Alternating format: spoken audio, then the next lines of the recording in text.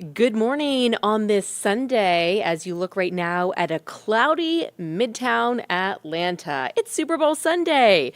Hope your day's off to a great start. Weather-wise, it's not great out there here in North Georgia. Lots of us already seen showers.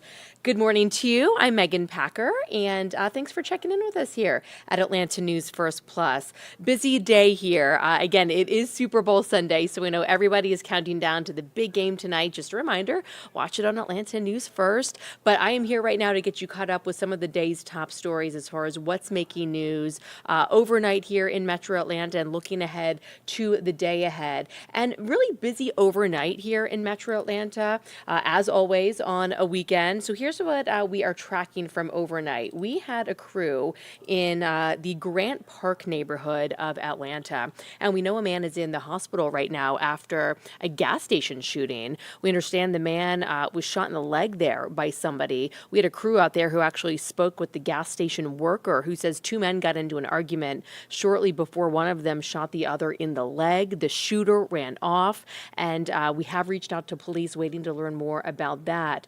But again, another example of gas station violence. We know this is a kind of crime that we seem to hear just all too often across Metro Atlanta. And we do have an update right now on a very sad story that we have been following this weekend about a violent night on Friday night.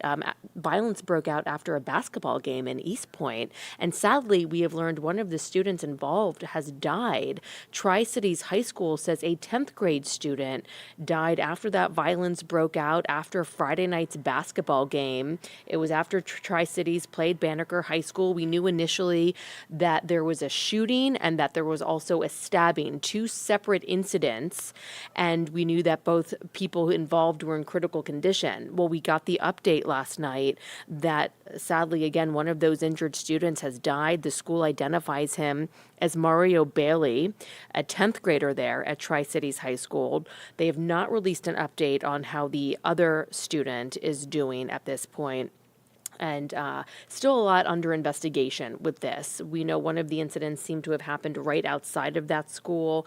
One was a little bit more off campus. This is a look here at the principal's letter that principal had to send out to that community. So no doubt a very heartbroken community. It'll be a really tough start back to school tomorrow, and they will have the resources there, of course, for the students that need that. But that is the sad update out of East Point right now, that one of the students critically injured in that violence Friday night after the game has died. And we can tell you that Atlanta police are looking for whoever is responsible for this. This is something else that we've been following all weekend long. We're getting this up close look at it now after a police car was lit on fire early yesterday morning in Atlanta.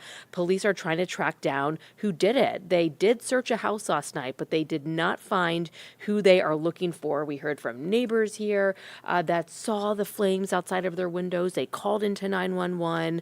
Now, police and investigators say that this charred car is part of the protests that have been happening against the controversial public safety training center in DeKalb County. So they believe they have an idea of what this is all about. Again, they have an idea of who they may be looking for, but no arrests at this point. Nobody was injured there when that car was charred. There is a family demanding justice for their loved one. The man was shot and killed while he was walking his dog, and his family gathered this weekend looking for answers. Atlanta police say 44-year-old Samuel Harris was killed Monday night near Mitchell Street and Joseph E. Lowry Boulevard when a group of people confronted him.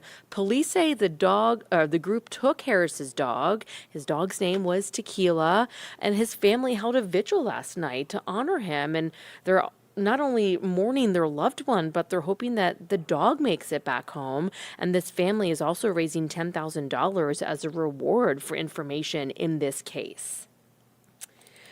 It is Super Bowl Sunday, and Atlanta will be well represented out there in a few different ways. Okay, so Atlanta's not playing in the game, of course. However, Atlanta's own Usher is taking the stage.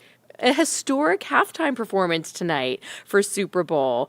He says that his performance is 30 years in the making. The 8-time Grammy winner says his goal is to not only honor R&B music, but also just the R&B performance and spirit. And he is the first artist to get 15 minutes for his Super Bowl halftime show. In the past, it's been limited to 13 minutes, so a little bit longer tonight. So everybody is really excited to see his performance. Who are the special guests going to be? Who do you think? Who's he going to bring out with him? So it's a big night. Of course, Vegas is ready to roll. The game is at 6:30. Of course, Chiefs and 49ers. So it'll be a great day. Just be aware as we look outside again right now that it is rainy for a lot of us. Looks like the rain might be taking a break as we take another live look at Midtown right now, but certainly cloudy. First Alert meteorologist Ella Dorsey was in with us earlier for Atlanta News First Sunday morning, and she told us it will be widespread rain later tonight, overnight, and tomorrow, even being on the lookout for some storms. So make sure you download our First Alert weather app if you already don't have it. It'll be a great weekend to have it, but just a heads up if you're going out to the grocery store, doing some last minute shopping before you host everybody for the game tonight, or before you go out to that Super Bowl party tonight, it could be raining. So just check in with our First Alert weather team today. Have that app ready to go. Join us for the news later tonight after the game, and they will keep you updated on the very latest with those rain and storm chances as we get into Monday for everybody going back to work and school. So we hope you make it a great day. I'm Megan Packer here for Atlanta News First Plus, and we will see you soon. Thanks. Bye-bye.